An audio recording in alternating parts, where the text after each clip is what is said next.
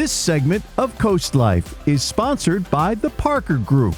Well, when you think about your home, maybe something you don't think about as often is the quality of your water. You know, you're just out there living your life and you're loving everything about your house, but it is important to get done. We've got Rachel Parker joining us on the CoastLife couch with the Parker Group. And Rachel, you kind of have your own story with this as to why we're talking about this today. Yeah, so a lot of times in a real estate transaction like this comes up, and for people that are from more of an urban area, it might even be surprising that water testing is such a big thing around here, but a lot of our homes are on wells. Yep. And obviously there's a wide variety in the water quality when you're on a well.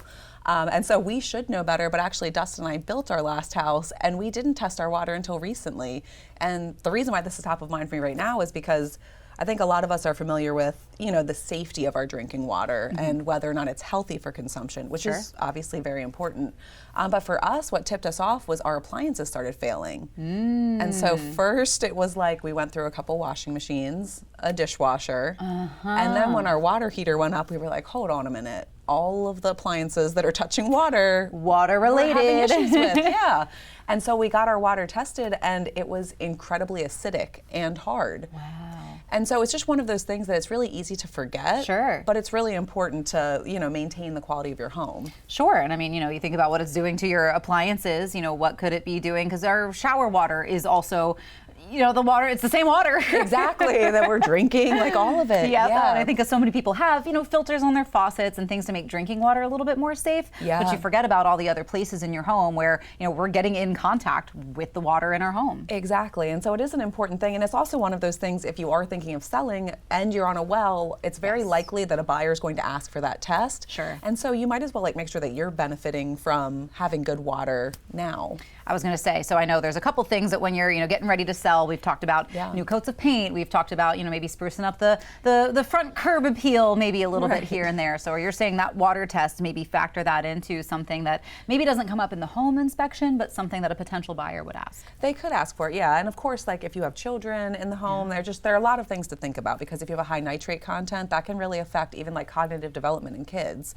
And it's just something that it's so easy not to think about. Sure. And that's what made me think about it today, is like, wow, we know this, we're in real estate, and we didn't even think about it until recently. Yeah, I mean, I think sometimes when you get to that pro level too, you're like, oh, we know what we're doing, and then you miss the little stuff, which can eventually snowball into the big stuff though, and that's where it's a good catch. But at the same time, what are some of the other signs that maybe you do have an issue with the water quality and it is time to get that test? Yeah, and I think a lot of them can be more evident, or other ones that are completely invisible. And so some things to look out for: if you have high iron content, that's where you're going to see like little orange rings around like the drains and things like that. If you have like harder water, you might see like that kind of white spotting when the water dries places. So that was something else that we noticed, was like washing cars or getting the house power washed. It was leaving behind like these little white droplets everywhere, and so that was a sign as well. But what's also funny is the first person that pointed this potentially out to me was actually my hairdresser.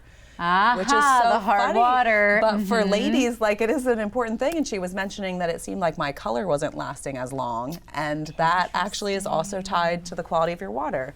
And so, I mean, literally from everything from like, you know, your skin and hair to your appliances to just the safety of drinking the water. Yeah. There are a lot of reasons to get this done, and it's super easy to do too. That's the nice thing. So you can do it. The state lets you do it for free, very simple process. You can also go with companies that have solutions to water issues, and they'll test the water for you.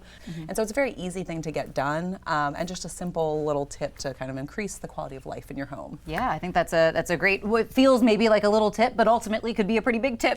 Yes, if unaddressed. Yeah. And lead to some pretty happy buyers and sellers when it comes to that exchange. Well, Rachel, thank you so much for coming in today. Yeah, thank you. It's always such a fun time to be here. And yes, I'm sorry you had to go through a couple different appliances, but it was an expensive mistake. Glad you could share a cautionary tale here on CoastLife for our viewers. Absolutely, yeah.